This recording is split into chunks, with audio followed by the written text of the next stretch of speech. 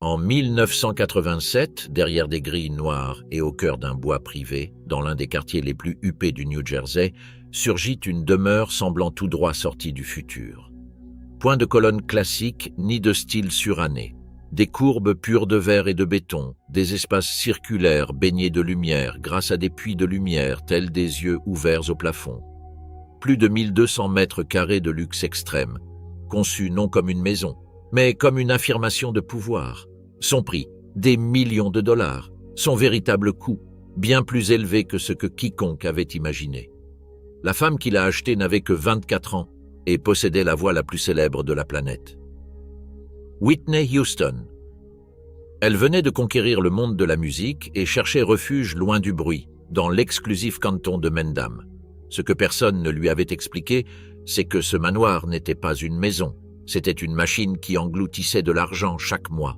Piscine chauffée, sécurité privée, personnel complet, installations électriques industrielles, jardins idylliques. Chaque aspect de la vie exigeait des paiements constants, qu'il s'agisse d'un nouvel album ou d'une tournée mondiale. Au début, des millions couvraient tout. Mais lorsque les revenus ont commencé à diminuer, la maison a continué à facturer. Et c'est là que la chute a commencé, car le luxe ne s'adapte pas aux crises. Exigence du luxe. Et quand on ne peut plus s'y accrocher, cela nous détruit. Si vous voulez savoir comment cette demeure, autrefois un symbole de réussite, est devenue une prison qui a brisé une vie entière, abonnez-vous, aimez la vidéo et laissez un commentaire pour nous dire quelle autre histoire sombre vous aimeriez que nous explorions ensuite. Lorsque la jeune superstar a signé les documents d'achat en décembre 1987, elle n'acquérait pas seulement une propriété de luxe. Elle s'engageait sans le savoir dans l'un des engagements financiers les plus importants qu'une célébrité pouvait prendre à cette époque. Le manoir, situé à Canton de Mendham. Ce n'était pas une maison conventionnelle pour une célébrité. C'était une structure futuriste conçue pour des dirigeants multimillionnaires, des personnes aux revenus stables, aux entreprises prospères, percevant des primes annuelles et bénéficiant d'un flux de trésorerie constant. Mais son nouveau propriétaire vivait d'une toute autre chose. La célébrité. La célébrité est intense, explosive et profondément imprévisible. Cette année-là, le monde entier chantait ses chansons.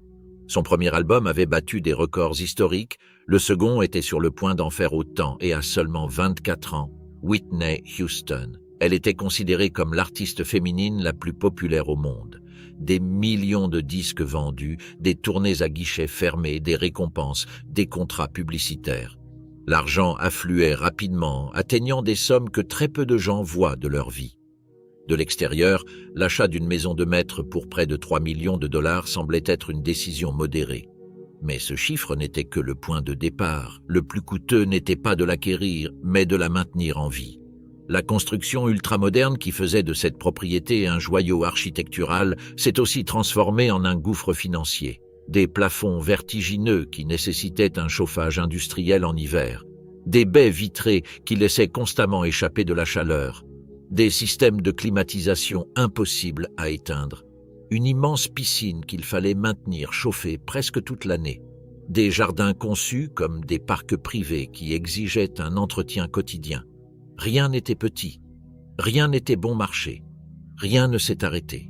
Le système électrique fonctionnait comme celui d'un complexe médical, du gaz naturel comme celui d'une usine. L'eau est digne d'un hôtel de luxe. Et cela sans compter la sécurité, le nettoyage, le jardinage, la cuisine, les réparations, les filtres, les systèmes électroniques et le personnel complet. Il devint rapidement évident que cette demeure n'était pas un foyer. C'était une opération permanente. Il y avait quelqu'un qui travaillait là tous les jours. Chaque jour, quelque chose nécessitait une attention particulière. L'argent était dépensé chaque jour. Pour que la maison fonctionne comme prévu, toute une équipe était nécessaire. Personnel de nettoyage à temps plein, jardiniers, agents de sécurité privés, assistants, techniciens, personnel d'entretien et direction. C'était comme gérer une petite entreprise, sauf que celle-ci ne produisait rien, il ne faisait que consommer. Au début, Whitney ne l'a pas senti. Quand des chèques de millions arrivent, les factures ne sont plus que de simples chiffres. Si les dépenses mensuelles s'élevaient à 30 000 $, cela n'avait pas d'importance. Si c'était 50 000, alors non. Si le chiffre atteignait 70 000 en hiver, cela resterait gérable. Mais ces chiffres n'ont jamais diminué. Ils ne faisaient que monter. Chaque amélioration qu'elle apportait pour se sentir plus à l'aise engendrait de nouvelles dépenses fixes. Chaque renouvellement entraînait une augmentation des coûts mensuels. Chaque nouveau système nécessitait une maintenance constante. Ce qui avait commencé comme un refuge privé s'est transformé en une structure qui, au fil du temps, exigeait de plus en plus d'argent. Et parallèlement, leur mode de vie évoluait lui aussi. Voyages en première classe, vêtements de créateurs, bijoux exclusifs, voitures de luxe, l'ensemble des groupes de participants et de membres de leur famille. Quand on atteint un tel niveau de célébrité, dire non devient presque impossible. On vous demande de l'aide, des services, du travail, de l'argent. Et Whitney, qui a grandi dans une famille qui a toujours eu du mal à joindre les deux bouts, disait généralement oui. Oui aux dépenses, oui aux prêts, oui, je veux aider. Oui, faire plaisir. La machine a fonctionné pendant plusieurs années. Les disques ont continué à se vendre par millions. Les visites continuaient d'afficher complet. Les marques continuaient de débourser des fortunes. Mais petit à petit, l'industrie musicale a commencé à changer. Les ventes n'étaient plus aussi importantes qu'au début. Les visites n'étaient pas très fréquentes. Les revenus ont cessé d'être un afflux constant. Elles étaient toujours énormes, mais plus infinies. Et ce détail est crucial, parce que le manoir n'était pas adapté à des revenus variables. La demeure a été conçue pour quelqu'un disposant d'une fortune stable, prévisible et éternelle, pas pour une carrière artistique qui dépendrait des sorties d'albums, des tendances de la mode, de la santé vocale et de la popularité. Durant les années où Whitney gagnait 20 millions, tout semblait parfait, mais lorsqu'il gagnait 5, 6 ou 7 millions, la structure des dépenses continuait de fonctionner comme s'il était toujours au sommet de la hiérarchie. Ce déséquilibre a commencé à éroder lentement leurs finances. Aucun scandale, pas de gros titres, sans que le public s'en aperçoive. Ce fut une chute silencieuse. Chaque année, les coûts fixes deviennent un peu plus élevés. Chaque année, la marge d'erreur diminuait. Chaque année, le moindre problème peut se transformer en crise. Et le plus dangereux, c'est que personne ne le lui ait expliqué à temps. Personne ne s'est assis pour lui dire « Cette maison exige que vous soyez un millionnaire actif à vie. Si votre carrière connaît le moindre déclin, cet endroit vous engloutira. Ce luxe ne pardonne pas. » Pour Whitney, le manoir était un symbole de triomphe. Pour le secteur financier, c'était une bombe à retardement, une magnifique villa entourée d'arbres, de silence et de luxe, mais prêtes à exploser lorsque les revenus ont cessé d'être parfaits. Et ce moment approchait plus vite que quiconque ne l'imaginait. Car très vite, de mauvaises décisions, des relations destructrices, des dépenses incontrôlées et des problèmes personnels allaient faire leur apparition et tout accélérer. La maison n'était pas le point de départ de la chute, mais c'était le poids qui rendait chaque faux pas 10 fois plus douloureux. Et quand tout a commencé à mal tourner, la demeure était prête à percevoir son prix. Durant les premières années, la structure financière du manoir reposait sur une seule chose, la carrière de Whitney Houston. Elle continuait d'engranger des sommes extraordinaires. Malgré des dépenses mensuelles élevées, un nouveau contrat, une tournée, un album ou une campagne publicitaire venaient toujours renflouer ses comptes. Le problème, c'est que ce flux n'était ni naturel ni stable, mais plutôt tributaire d'éléments fragiles, la popularité, la santé, l'industrie et la capacité à toujours rester au sommet. Si le public l'apercevait comme une star inarrêtable, en réalité, sa situation financière ressemblait davantage à des montagnes russes extrêmes, avec des pics de revenus faramineux suivis de périodes d'accalmie qui, bien que toujours chiffrées en millions, ne suffisaient plus à faire vivre un empire bâti comme si l'argent était inépuisable. Contrairement aux entrepreneurs qui vivent de leurs investissements, de loyers ou de revenus stables, Whitney dépendait de succès ponctuels. Un lancement pouvait générer des millions en quelques mois, mais de longues périodes sans revenus significatifs s'ensuivaient. Pourtant, la demeure continuait de fonctionner comme une machine exigeant des dépenses constantes. Salaires hebdomadaires, charges mensuelles, entretiens saisonniers, impôts annuels. Pas de répit. Impossible de dépenser moins ce mois-ci. Le luxe ne fonctionne pas ainsi. Le luxe est une structure rigide qui impose les mêmes coûts, que tout aille bien ou que les choses se compliquent. Au fil du temps, les dépenses ne se limitèrent plus à celles de la maison. Le cercle d'influence de Whitney s'étendit comme une ombre incontrôlable. Famille, amis, connaissances lointaines, personnes recommandées par d'autres, Chacun trouvait une raison de se rapprocher. Certains cherchaient du travail, d'autres une aide financière, d'autres encore profitaient tout simplement de la facilité d'accès à l'argent. Au lieu d'un environnement qui la protégeait, un écosystème se forma, dépendant d'elle comme principale source de revenus. Chaque nouvelle personne signifiait un salaire de plus, une faveur de plus, une dépense supplémentaire. Ce qui avait commencé comme de la générosité se transforma en un réseau de dépendance qui la vidait constamment de ses ressources sans qu'elle puisse en percevoir les conséquences réelles. Entre-temps, son train de vie s'est naturellement adapté à sa fortune soudaine. Les voyages, autrefois synonymes de confort, sont devenus privés ou se sont faits exclusivement en première classe. Les vêtements n'étaient plus achetés par nécessité, mais pour soigner son image. Les bijoux n'étaient plus de simples ornements, mais des symboles de statut social. Les voitures n'étaient plus réparées, mais remplacées. Les fêtes n'étaient plus de simples réunions, mais des événements fastueux avec personnel, sécurité et des dépenses nocturnes à 5 chiffres. Et si chaque dépense individuelle semblait insignifiante comparée aux millions qu'il gagnait, l'ensemble formait un gouffre financier silencieux que personne ne contrôlait vraiment. À ce stade de l'histoire, le manoir n'était plus seulement une demeure luxueuse, il était devenu le centre d'une vie d'excès permanent. On s'y retrouvait sans cesse, on y organisait des événements, des invités y séjournaient des semaines, voire des mois. La maison fonctionnait comme un hôtel de luxe privé où tout était à la charge d'une seule personne. Nourriture, ménage, électricité, sécurité, réparation, divertissement. Chaque visite représentait une nouvelle facture invisible.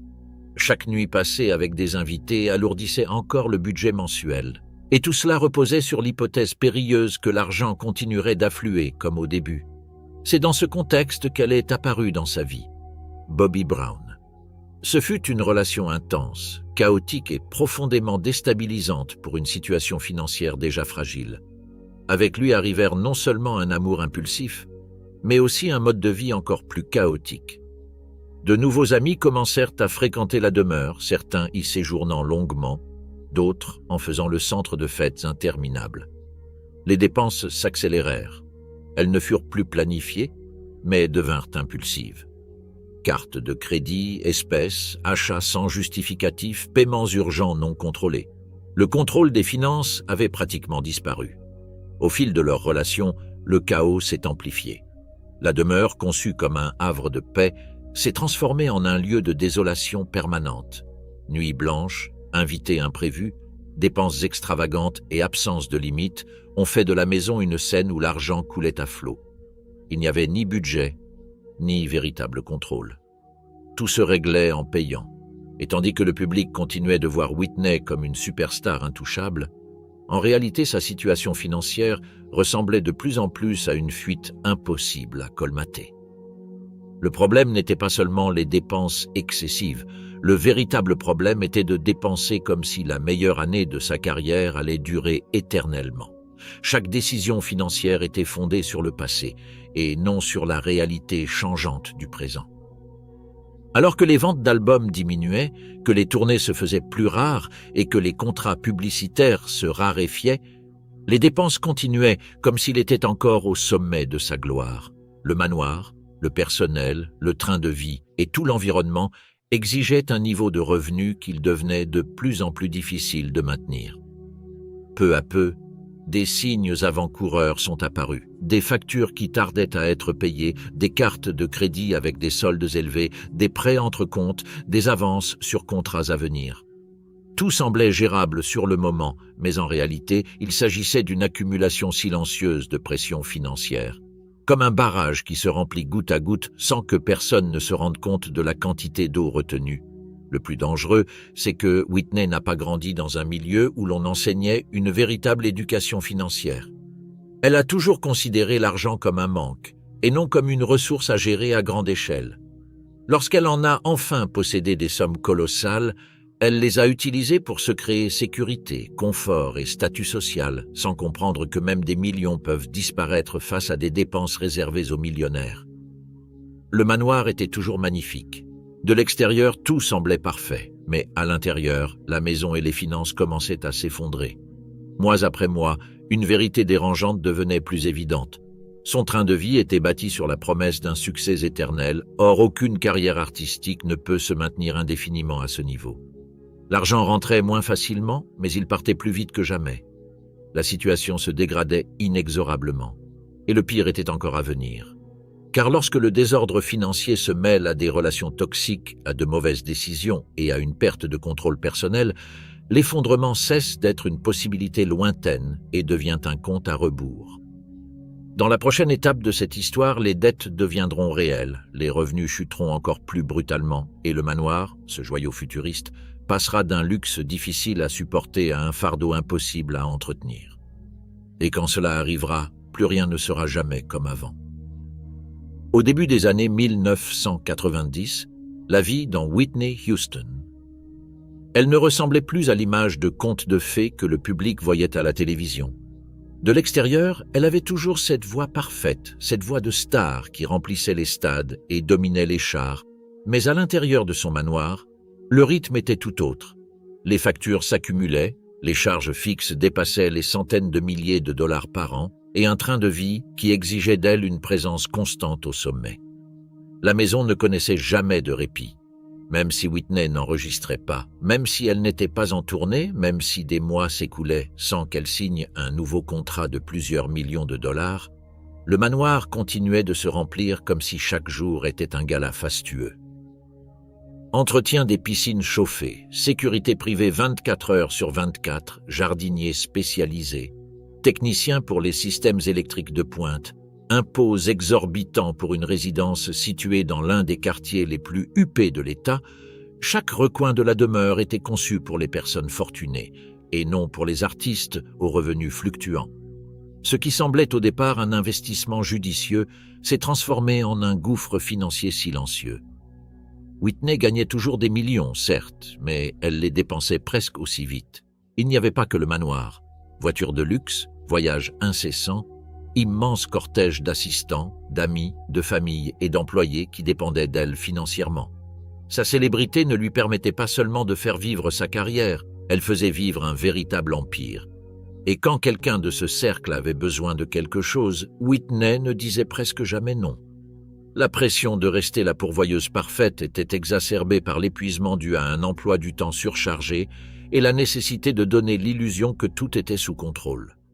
Entre-temps, les contrats d'enregistrement ont commencé à évoluer. L'industrie ne payait plus comme avant, les ventes physiques déclinaient lentement et les coûts de production augmentaient. Chaque album nécessitait des campagnes marketing colossales pour rester pertinent. Chaque tournée exigeait des investissements de plusieurs millions de dollars avant même de générer le moindre profit. Et malgré tout, le manoir continuait d'exiger sa part, sans relâche, que l'album soit un succès ou non. Ce que beaucoup ignorent, c'est que le véritable problème n'est pas de gagner peu d'argent, mais d'avoir des dépenses conçues pour quelqu'un qui ne peut jamais se permettre d'échouer. Whitney ne pouvait plus se permettre une mauvaise année, pas même un mauvais mois. Au fil des ans, les dettes s'accumulèrent insidieusement. Prêts sur salaire, avances de la maison de disques, accords par lesquels elle engageait des revenus inexistants pour couvrir ses dépenses courantes. C'était un cercle vicieux. Pour maintenir son niveau de vie, elle devait travailler davantage. Mais pour travailler davantage, elle devait être en bonne santé physique et mentale, et c'est là que tout commença à s'effondrer. La fatigue accumulée, la pression constante, les problèmes personnels et le sentiment d'être prise au piège d'une machine infernale ont peu à peu miné sa stabilité. La demeure, conçue comme un havre de paix, lui rappelait chaque jour combien il était coûteux de s'arrêter. Chaque baie vitrée reflétait la réussite, mais aussi la dépendance. Elle ne pouvait pas simplement se retirer du monde professionnel pour se reposer ou se ressourcer, car le loyer continuerait d'augmenter comme celui d'une montre suisse de luxe. Au lieu d'être un foyer, elle s'était transformée en une obligation financière colossale qui la contraignait à rester active même lorsque son corps et son esprit réclamaient une pause. À la fin des années 1990, la trésorerie n'était plus aussi stable qu'auparavant, mais les dépenses restaient à un niveau exceptionnel. Les factures s'accumulaient, les conseillers financiers tiraient la sonnette d'alarme et les mesures désespérées se multipliaient. On vendait des biens immobiliers de moindre valeur, on renégociait les contrats et on demandait des avances toujours plus importantes, le tout pour maintenir un train de vie devenu insoutenable. Le public y voyait du glamour. Les banques, elles, y voyaient du risque. Le plus tragique, c'est que cette histoire est monnaie courante dans le monde du spectacle. C'est le même schéma qui a ruiné des dizaines de stars. Des revenus faramineux en un temps record, des dépenses conçues pour une richesse sans fin et une structure financière qui ne pardonne aucune imperfection. Mais dans le cas de Whitney, le manoir était le symbole le plus frappant de ce piège. Un joyau architectural devenu, à son insu, une cage dorée, magnifique à l'extérieur, dévastatrice à l'intérieur. Et tandis que les gros titres continuaient de parler de récompenses, de records et de célébrités, une tempête parfaite se formait silencieusement. Des revenus moins stables, des dépenses impossibles à réduire et une pression psychologique brutale pour maintenir une image qui ne correspondait plus à la réalité financière. La chute n'était plus une possibilité, ce n'était qu'une question de temps. À la fin des années 1990, les machines qui permettaient de vivre dans Whitney Houston des failles commençaient à apparaître, visibles même pour ceux qui n'appartenaient pas à son cercle intime. Les rumeurs n'étaient plus de simples ragots de célébrités, mais des fuites provenant d'avocats, de comptables et de dirigeants de l'industrie musicale qui observaient avec inquiétude l'une des artistes les plus célèbres de tous les temps vivre d'avance sur de l'argent qu'elle n'avait pas encore gagné. Les contrats étaient toujours lucratifs, certes, mais chaque nouvel accord ne représentait plus une source de richesse future, mais plutôt un moyen de combler des déficits passés. Une grande partie de ces revenus servait directement à rembourser des dettes accumulées, des charges fixes incompressibles et des engagements financiers pris à une époque où tout semblait inépuisable. Le problème fondamental n'était pas un revers passager, mais plutôt un mode de vie conçu pour un niveau de vie exceptionnel désormais inatteignable. Le manoir continuait d'engendrer des dépenses astronomiques chaque mois, sans compter les taxes foncières, les salaires du personnel permanent, la sécurité privée et l'entretien d'une résidence qui ressemblait davantage à un hôtel de luxe qu'à une maison familiale. Chaque piscine nécessitait des produits chimiques spécifiques. Chaque installation électrique exigeait des techniciens spécialisés et chaque jardin devait être entretenu avec le plus grand soin pour préserver la valeur de la propriété. C'était une source de dépenses incessantes, même durant les mois de faibles revenus. Parallèlement, la pression médiatique s'intensifiait. Le monde du divertissement est impitoyable et connaît des déclins progressifs, point de gros titres annonçant « il traverse une période difficile », mais plutôt des rumeurs de crise, d'addiction, de conflits personnels et de problèmes financiers. Tout cela s'est intégré à un récit public unique qui a érodé son image et impacté directement sa valeur marchande. Les marques ont hésité, les sociétés de production ont négocié des tarifs plus bas et chaque nouveau projet s'accompagnait de conditions plus contraignantes que le précédent. Là où auparavant les paiements étaient effectués sans discussion, il y avait désormais des contrats truffés de clauses de contrôle et de paiements échelonnés. En interne, les conseillers financiers ont commencé à exercer une pression accrue. On parlait de réduire les dépenses, de vendre les propriétés secondaires, de licencier du personnel et de simplifier le train de vie. Mais réduire le niveau de luxe n'était pas aussi simple qu'il y paraissait. Le manoir était le cœur de tout. Il représentait non seulement un investissement colossal, mais aussi un symbole de statut social, de sécurité et d'intimité. Le vendre reviendrait à admettre publiquement que quelque chose n'allait pas, et dans le milieu du spectacle, une telle perception peut précipiter la chute. C'est pourquoi, pendant des années, ils ont tenté de maintenir à flot ce qui ne tenait pas la route, espérant qu'un nouveau succès international arrangerait tout, comme par le passé. Mais le marché ne fonctionnait plus comme avant. La musique évoluait, les ventes physiques chutaient, les coûts promotionnels augmentaient et les tournées devenaient plus risquées financièrement. Chaque projet était un pari risqué. En cas de succès, il couvrait à peine les dépenses. En cas d'échec, il enfonçait encore plus les comptes. Ils étaient entrés dans une spirale dangereuse où le présent était toujours financé par l'avenir, créant une chaîne de dépendance impossible à rompre sans un changement radical. À cela s'ajoutaient des dépenses personnelles qui ne diminuaient jamais. La célébrité de Whitney impliquait un vaste cercle de personnes qui dépendaient d'elle financièrement. Sa famille, ses amis de toujours, ses assistants, ses gardes du corps, son personnel de maison et ses collaborateurs réguliers. Nombre d'entre eux n'avaient pas de contrat formel, mais bénéficiaient d'un soutien continu qui s'était normalisé au fil des ans. Dire non signifiait rompre des relations, créer des conflits et éprouver une profonde culpabilité. Ainsi, Même lorsque ses conseillers lui recommandaient de réduire ses dépenses, les paiements continuèrent d'arriver. Les banques ont commencé à mieux appréhender le risque. Obtenir un prêt est devenu plus difficile. Les taux ont augmenté. Les conditions se sont durcies. Ce qui se réglait autrefois d'un simple coup de fil exigeait désormais des garanties, des signatures supplémentaires et des engagements plus importants sur les revenus futurs. Chaque avance de fonds pour un album ou une tournée était déjà dépensée avant même d'être versée sur votre compte. C'était comme courir sur un tapis roulant dont la vitesse ne cessait d'augmenter.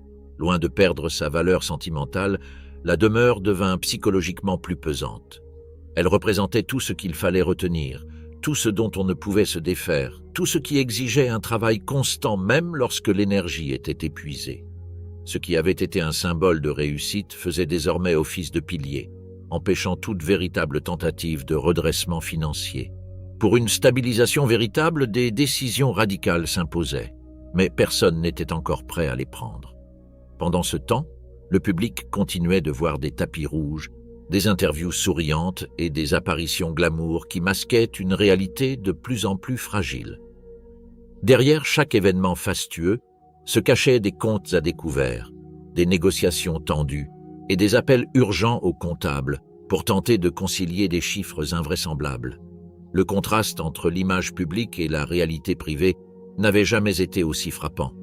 Peu à peu, la crise cessa d'être un problème gérable pour se transformer en un cercle vicieux financier et émotionnel qui prenait de l'ampleur mois après mois. Il ne s'agissait plus de simples ajustements, mais d'une structure entière fondée sur un niveau de dépenses qui ne correspondait plus aux revenus réels. Le plus troublant, c'est que, malgré les nombreuses prédictions, personne n'a pu l'empêcher.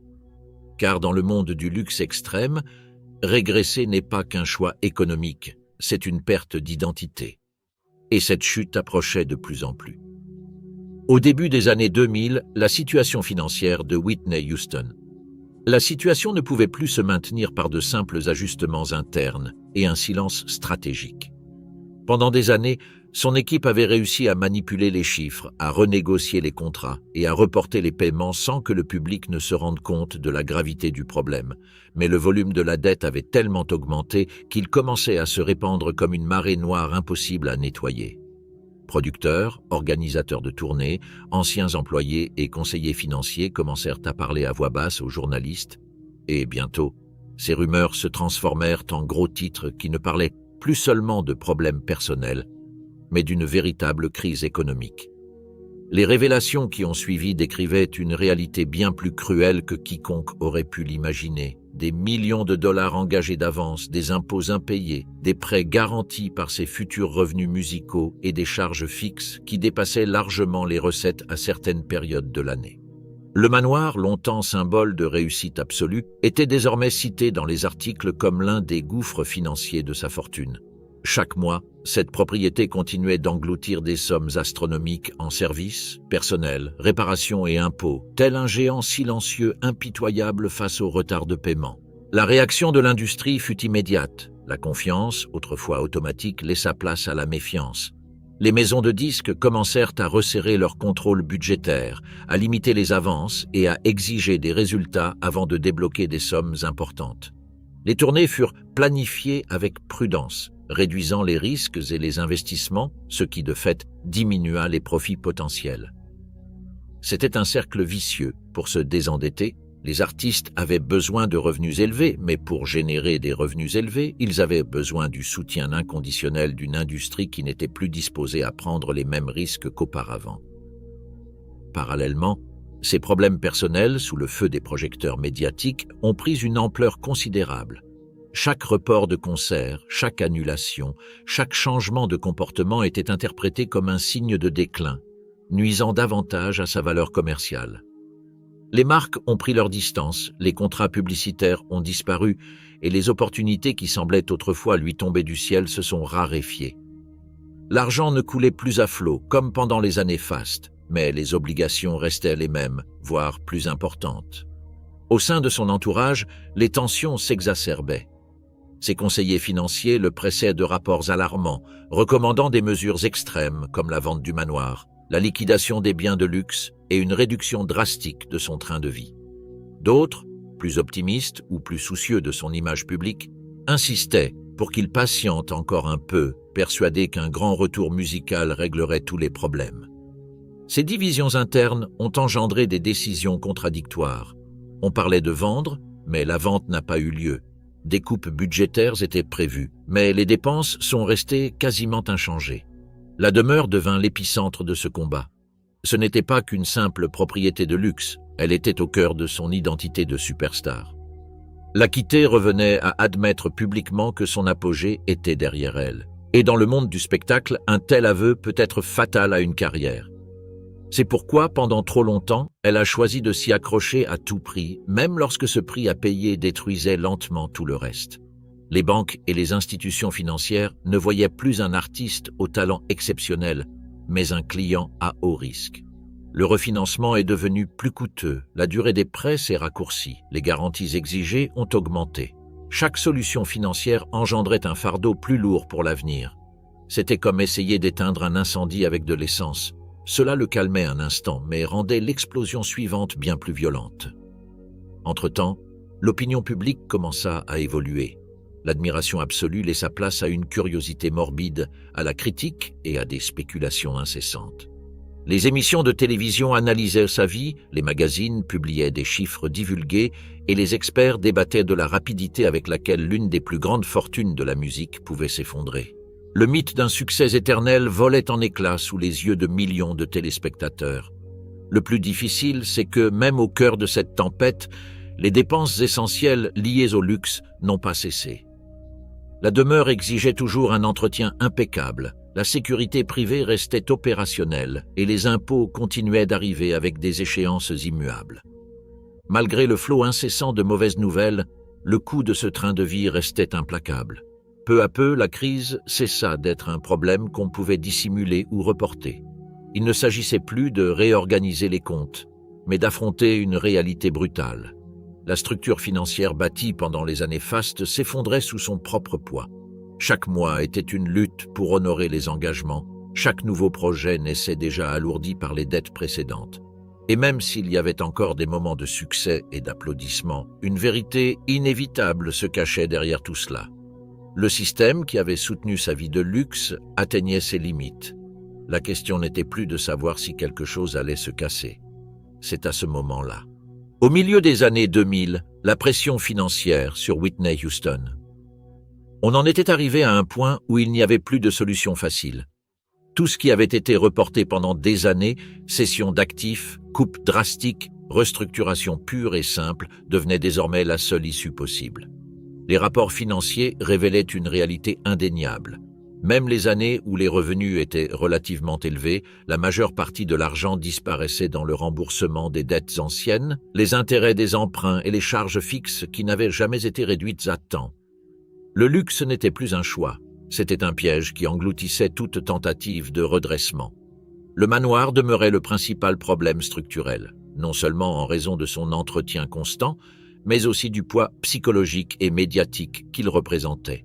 Tous les conseillers sérieux s'accordaient à dire que tant que cette propriété resterait occupée, les finances ne se stabiliseraient jamais.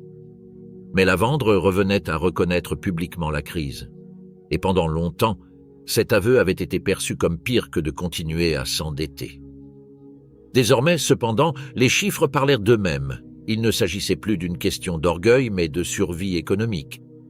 Commencèrent alors les premières ventes forcées d'actifs secondaires. Bijoux, véhicules de luxe, propriétés de moindre valeur et objets de grande valeur furent discrètement mis en vente. Nombre de ces ventes ne furent pas annoncées publiquement afin d'éviter les scandales, mais dans le secteur, tout le monde était au courant. Chaque actif liquidé représentait un palliatif, un moyen de gagner du temps, et non une véritable solution. L'argent ainsi obtenu servait presque immédiatement à régler les dettes en souffrance, les impôts impayés et les factures urgentes. Parallèlement, les avocats commencèrent à apparaître plus fréquemment. Certains représentaient d'anciens employés réclamant des arriérés de salaire, d'autres des entreprises ayant consenti des prêts, d'autres encore des administrations fiscales exigeant des sommes dues depuis des années. La crise cessa d'être uniquement financière et devint juridique. Chaque nouveau conflit engendrait des honoraires, des négociations tendues et une pression accrue sur une structure déjà au bord de l'effondrement. L'industrie musicale qui jadis protégeait et soutenait les artistes fonctionnait désormais avec une froideur implacable. Les contrats étaient scrutés à la loupe, les paiements échelonnés et les risques minimisés. L'erreur n'était plus permise. Chaque représentation devait avoir lieu, chaque projet devait être une réussite, car le moindre retard pouvait avoir de graves conséquences financières. Une carrière artistique, jadis guidée par la créativité et le succès, s'apparentait désormais à une course contre la montre pour éviter le désastre. Intérieurement, la pression émotionnelle était immense. Vivre sous cette pression constante, factures urgentes, avocats qui appelaient, conseillers financiers inquiets et une image publique qui commençait à se dégrader, influençait chacune de mes décisions. L'épuisement s'accumulait, l'anxiété grandissait. Le sentiment d'être pris au piège d'un système intenable se faisait de plus en plus pressant. Il n'y avait plus de place pour les erreurs, pour un véritable repos ou pour une reconstruction sereine. Le manoir, quant à lui, se dressait toujours là, imposant, silencieux, magnifique à l'extérieur et désolant à l'intérieur. Il rappelait chaque jour tout ce qui avait été bâti sans tenir compte de l'inévitable chute. Chaque facture d'entretien, chaque impôt, chaque salaire du personnel était un nouveau coup dur pour des finances déjà à bout de souffle. Cette maison, qui avait jadis symbolisé le triomphe, incarnait désormais le plus lourd fardeau du problème. Les tentatives de renégociation des dettes importantes se firent plus agressives. On évoquait des échéanciers de remboursement plus longs, des taux d'intérêt réduits et de nouveaux accords qui leur permettraient de survivre quelques mois de plus. Mais de nombreuses institutions ne leur faisaient plus confiance. Leur historique de prêts constants et d'avances sur revenus futurs avait suscité trop d'inquiétudes. Leur crédibilité financière était quasiment anéantie. Parallèlement, les médias ont intensifié leur couverture. Chaque difficulté personnelle était interprétée comme un signe d'effondrement total. Chaque annulation de concert faisait la une des journaux. Le discours public n'était plus celui d'une superstar traversant une période difficile, mais celui d'une légende en chute libre. Et cette perception a eu un impact direct sur les opportunités professionnelles, fermant des portes au moment même où elles étaient le plus nécessaires. Le plus cruel durant cette période fut que la lutte ne consistait plus à retrouver le niveau de richesse antérieur, mais simplement à survivre. Les décisions, autrefois stratégiques, devinrent urgentes. On ne se concentrait plus sur un horizon de 5 ans, mais sur la manière de passer le mois suivant. L'avenir se réduisait à des considérations à très court terme. Chaque solution engendrait de nouveaux problèmes. Chaque vente procurait un soulagement éphémère pour ensuite laisser un sentiment de vide encore plus grand. Chaque prêt résolvait une crise immédiate et en créait une autre, plus grave encore, à l'horizon. C'était une chaîne sans fin qui s'alourdissait à chaque maillon. Et malgré quelques lueurs d'espoir et des moments où un redressement spectaculaire semblait possible, une vérité inévitable continuait de se dessiner. Le système était à bout de souffle. Les réserves s'épuisaient. La patience des créanciers s'amenuisait. Les perspectives se raréfiaient. L'orage ne se formait plus. C'était déjà arrivé. À la fin des années 2000, la situation de Whitney Houston. Elle n'était plus dans une zone grise d'inquiétude, mais dans un état d'urgence permanent. Ses finances fonctionnaient comme un système de solutions de fortune. Une avance par-ci, une vente par-là, une renégociation urgente plus tard. Rien n'était stable. Rien n'était solide. Chaque mois devenait une lutte pour faire face aux obligations immédiates, tandis que de nouvelles pressions surgissaient sans relâche. La structure qui avait jadis soutenu une vie d'abondance s'était transformée en un château de cartes menaçant de s'effondrer à tout moment. Les créanciers commencèrent à s'impatienter. Là où ils avaient auparavant accepté des retards grâce à des négociations à l'amiable, ils envoyèrent désormais des mises en demeure, des pénalités de retard et des avertissements juridiques de plus en plus sévères. Certaines entreprises exigeaient des paiements immédiats, d'autres menaçaient de poursuites et les conseillers juridiques étaient contraints d'intervenir presque constamment. Le temps de la souplesse était révolu. La crise ne se résumait plus à des chiffres, mais engendrait des conséquences bien réelles susceptibles d'affecter les biens, les contrats et la stabilité personnelle. La demeure, qui représentait toujours le plus gros fardeau financier, devint un sujet de discorde majeur. Pour la première fois, On envisagea sérieusement de la mettre en vente, non plus comme une option future, mais comme une nécessité absolue. Des experts immobiliers analysèrent les prix, évaluèrent l'état du bien et prévinrent que même la vente ne permettrait probablement pas de récupérer l'intégralité de l'investissement compte tenu des frais accumulés et de l'évolution du marché du luxe. Malgré tout, son entretien était devenu tout simplement impossible à long terme. Ce processus fut long et complexe. Un bien de cette qualité ne se vend pas du jour au lendemain. Il a fallu des réparations, des aménagements, des dépenses supplémentaires pour le présenter sous son meilleur jour et des commissions importantes versées par des agents spécialisés. Même tenter de le vendre impliquait des dépenses supplémentaires, alors que les moyens étaient limités. C'était un cruel paradoxe. Investir était indispensable pour sortir de cette impasse. Parallèlement, les engagements professionnels devenaient de plus en plus exigeants physiquement. Les tournées s'enchaînaient à un rythme effréné, avec des pauses réduites au minimum et une pression accrue pour que chaque représentation soit irréprochable. Aucune annulation n'était envisageable. Chaque concert manqué entraînait des pertes de revenus considérables, se chiffrant en milliers, voire en millions, et des factures impayées. Le corps et l'esprit commençaient à souffrir de ce rythme infernal, mais s'arrêter n'était plus une option. L'opinion publique a continué d'évoluer. L'admiration d'antan s'est mêlée à la pitié, à la critique et à une attention presque morbide portée à la moindre erreur ou difficulté. Les médias analysaient chaque étape, chaque geste, chaque décision, alimentant un discours de déclin qui prenait de l'ampleur. Cette pression constante a eu un impact direct sur les perspectives de carrière, rendant l'obtention de nouveaux projets plus difficile. Au sein de leur entourage, les discussions allaient bon train. Certains affirmaient qu'un redressement spectaculaire était encore possible, une solution miracle qui réglerait tous les problèmes d'un coup. D'autres avertissaient que les dégâts financiers étaient déjà trop importants et que la seule option restante était de réduire drastiquement le niveau de vie et de tout reconstruire. Mais réduire signifiait perdre presque tout ce qui avait été bâti pendant des décennies et accepter publiquement un déclin qui paraissait impensable quelques années auparavant. Chaque jour apportait son lot d'urgence, un appel de la banque, une mise en demeure, une facture astronomique, un problème technique à la maison qui nécessitait des milliers de dollars de réparation. Vivre ainsi ne laissait aucune place à la stabilité émotionnelle ni à la clarté d'esprit. Tout était géré en mode crise.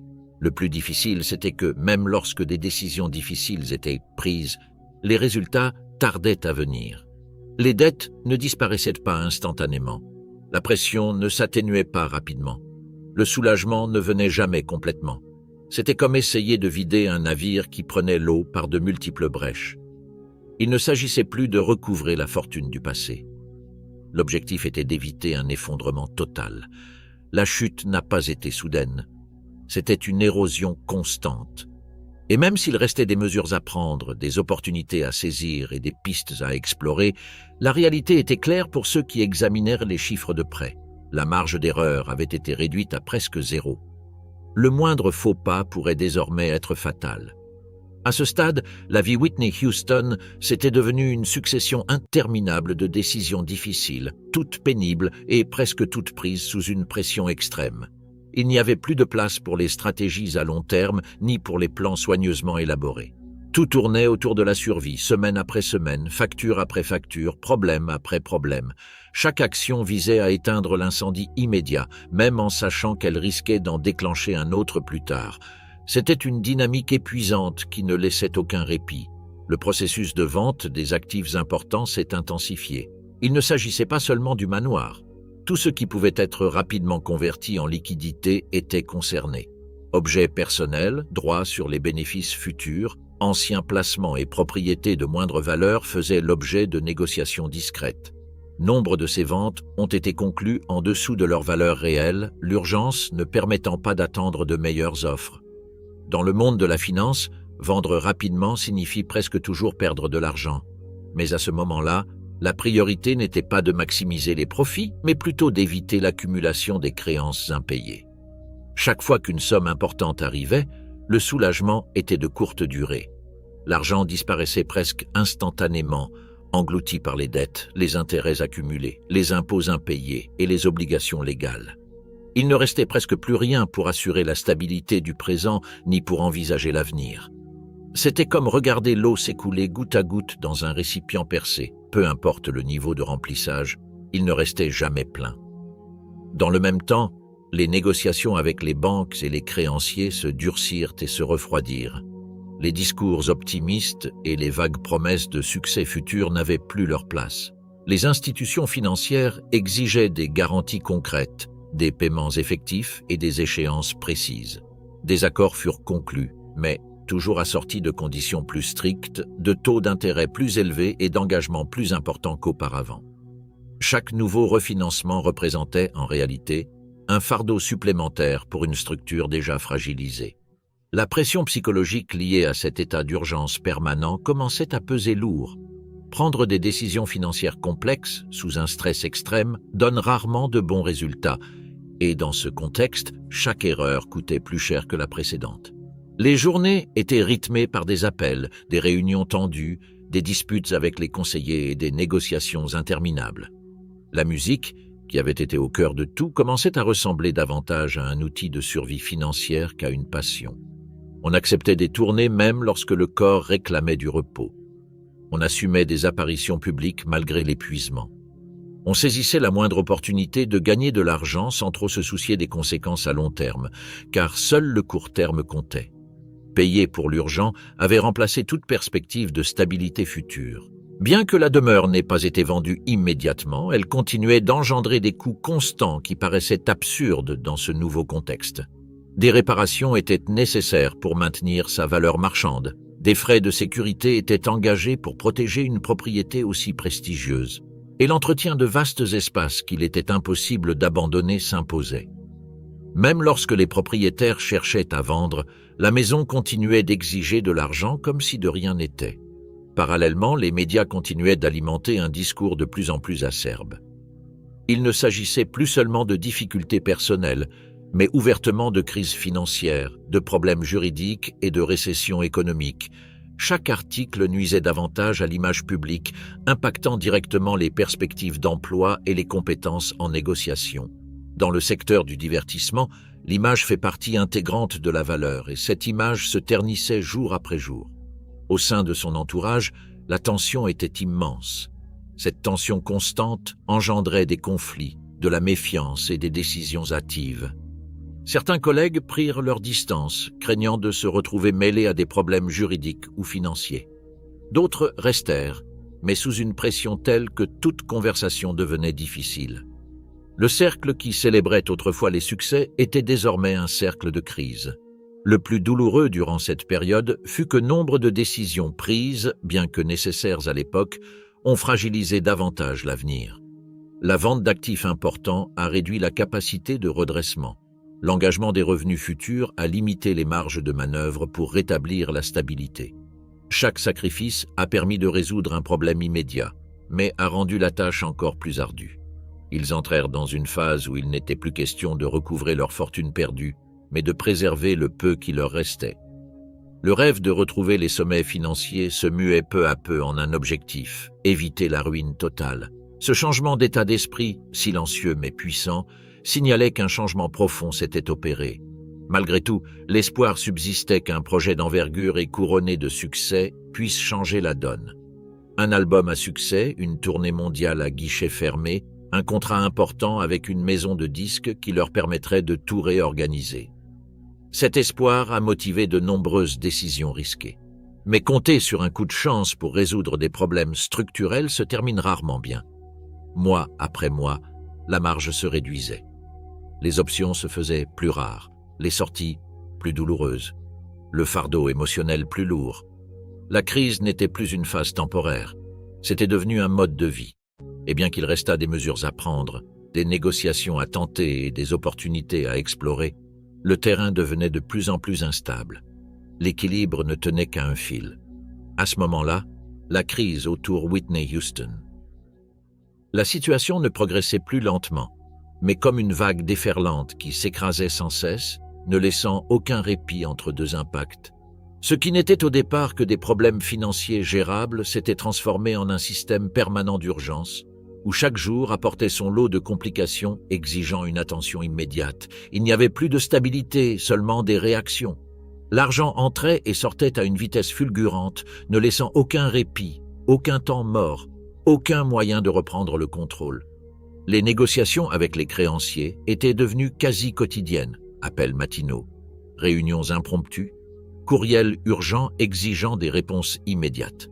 Certaines entreprises acceptaient des accords temporaires, d'autres refusaient toute explication. Le ton avait radicalement changé, de la collaboration à l'ultimatum. On ne parlait plus de compréhension, mais d'échéance, de conséquences juridiques et de mise en œuvre des garanties. La patience du système financier avait atteint ses limites. À mesure que les dettes devenaient plus évidentes, de nouvelles pressions inattendues surgirent.